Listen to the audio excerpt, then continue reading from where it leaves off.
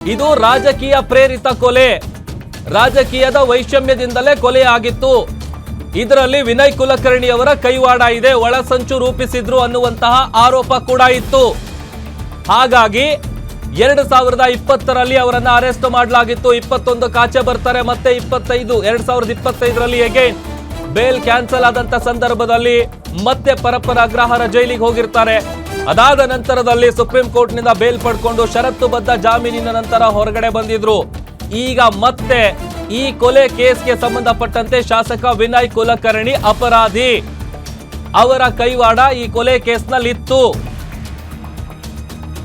A21, A22 ನಿರ್ದೋಷಿ ಅಂತ court ತೀರ್ಪನ್ನ ಕೊಟ್ಟಿದೆ. 21 ಜನ ಏನಿದ್ದಾರೆ ಈ ಕೊಲೆ ಕೇಸ್ನಲ್ಲಿ ಇನ್ವಾಲ್ವ್ ಆಗಿದ್ದವರು, ಆ ಪೈಕಿ 19 ಮಂದಿ ದೋಷಿಗಳು. ಉಳಿದಂತ ಆರೋಪಿಗಳೇನಿದ್ದಾರೆ ಅವರು ನಿರ್ದೋಷಿಗಳು ಅಂತ ಕೋರ್ಟ್ ತೀರ್ಪನ್ನ ಪ್ರಕಟಿಸಿದೆ.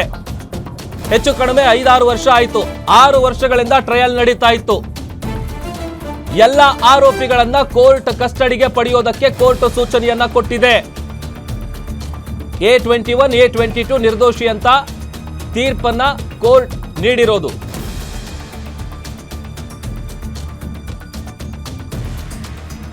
ಅಲ್ಲಿಗೆ ಈ ಕೊಲೆ ಕೇಸ್ನಲ್ಲಿ ಶಾಸಕ ವಿನಯ್ ಕುಲಕರ್ಣಿ ಅಪರಾಧಿ ಅಂತ ತೀರ್ಪು ಹೊರಬಿದ್ದ ಬೆನ್ನಲ್ಲೇ ಈಗ ಪರಪ್ಪನ ಅಗ್ರಹಾರ ಜೈಲಿಗೆ ಅವರನ್ನ ಶಿಫ್ಟ್ ಮಾಡಲಾಗುತ್ತೆ, ಅಲ್ಲಿಗೆ ಕಳಿಸಲಾಗುತ್ತೆ. ನಾ ಹೇಳ್ತಾ ಇದ್ನಲ್ಲ, 2019ರಲ್ಲಿ ಸಿಬಿಐಗೆ ಯಾವಾಗ ಈ ಒಂದು ಕೊಲೆ ಕೇಸ್ನ ತನಿಖೆಯ ಜವಾಬ್ದಾರಿಯನ್ನ ಅಂದಿನ ರಾಜ್ಯ ಸರ್ಕಾರ ಕೊಟ್ಟಿತ್ತು. ಸಿಬಿಐ ಅಧಿಕಾರಿಗಳು ತನಿಖೆಯನ್ನ ನಡೆಸಿ, ಆರೋಪಿಗಳ ವಿಚಾರಣೆಯನ್ನ ನಡೆಸಿ, ಸಾಕ್ಷಿಗಳನ್ನ ಕಲೆ ಹಾಕಿದಂತ ಸಂದರ್ಭದಲ್ಲಿ ರಾಜಕೀಯ ಪ್ರೇರಿತ ಕೊಲೆ ಇದು ಅನ್ನುವಂತಹ ವಿಚಾರ ಬೆಳಕಿಗೆ ಬಂತು. ಅದರಲ್ಲಿ ವಿನಯ್ ಕುಲಕರ್ಣಿ ಅವರ ಕೈವಾಡ ಇದೆ ಅನ್ನುವಂತ ವಿಚಾರ ಕೂಡ ಬೆಳಕಿಗೆ ಬಂದಿತ್ತು. ಅದರ ಆಧಾರದಲ್ಲಿ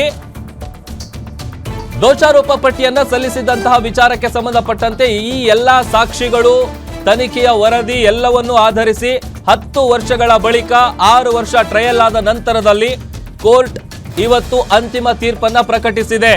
19 ಮಂದಿಯೂ ಈ ಕೊಲೆ ಕೇಸ್ನಲ್ಲಿ ಅಪರಾಧಿಗಳು, ದೋಷಿಗಳು. ಅಲ್ಲಿಗೆ ಈಗ ಮತ್ತೆ ಪುನಃ ವಾಪಸ್ ಪರಪ್ಪನ ಅಗ್ರಹಾರ ಜೈಲಿಗೆ ಮಾಜಿ ಸಚಿವ ವಿನಯ್ ಕುಲಕರ್ಣಿ ಹೋಗುತ್ತಾರೆ.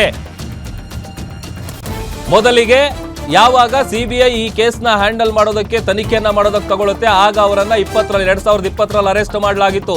ಹೆಚ್ಚು ಕಡಿಮೆ 1.5-2 ವರ್ಷಗಳ ಕಾಲ ಜೈಲಲ್ಲಿದ್ದು ಬರ್ತಾರೆ.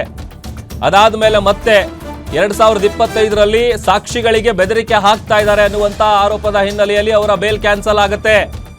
ಮತ್ತೆ ಅಗೇನ್ ಅವರನ್ನ ಅರೆಸ್ಟ್ ಮಾಡಲಾಗುತ್ತೆ. ಆಗ ಸುಪ್ರೀಂ ಕೋರ್ಟ್ ಮೊರೆ ಹೋಗಿ ಅಲ್ಲಿ ಷರತ್ತುಬದ್ಧ ಜಾಮೀನು ಮಂಜೂರು ಮಾಡಿಕೊಂಡು ಇತ್ತೀಚೆಗಷ್ಟೇ ರಿಲೀಸ್ ಆಗಿದ್ರು. ಫೆಬ್ರವರಿ ತಿಂಗಳಲ್ಲಿ ಅವರು ಹೊರಗಡೆ ಬಂದಿದ್ದು. ಈಗ ಇವತ್ತು ಅಂತಿಮ ತೀರ್ಪನ್ನ ಕೋರ್ಟ್ ಪ್ರಕಟಿಸಿದೆ. ಅಲ್ಲಿಗೆ 19 ಮಂದಿ ಆರೋಪಿಗಳು ಈ ಕೊಲೆ ಕೇಸ್ನಲ್ಲಿ ದೋಷಿಗಳು, ಅಪರಾಧಿಗಳು. ಈಗ ನೆಕ್ಸ್ಟ್ ಏನ್ ಪ್ರೊಸೀಜರ್ ಇರುತ್ತೆ? ಈಗ ದೋಷಿ ಅಂತ ಒನ್ಸ್ ಕೋರ್ಟ್ ಕಡೆಯಿಂದ ತೀರ್ಪು ಬಂದಂತ ನಂತರದಲ್ಲಿ ವಿನಯ್ ಕುಲಕರ್ಣಿ ಅವರು ಮತ್ತೆ ಈಗ ಪರಪ್ಪನ ಅಗ್ರಹಾರ ಜೈಲಿಗೆ ಹೋಗ್ತಾರೆ. ಅಲ್ಲಿಗೆ ಇಲ್ಲಿ ನಾವು ಬೇರೆ ಆಯಾಮದಲ್ಲಿ ನೋಡೋದಾದ್ರೆ, ಈಗ ನೆಕ್ಸ್ಟ್ ವಿನಯ್ ಕುಲಕರ್ಣಿ ಅವರಿಗೆ ಇರುವಂತಹ ಆಪ್ಷನ್ಗಳೇನು?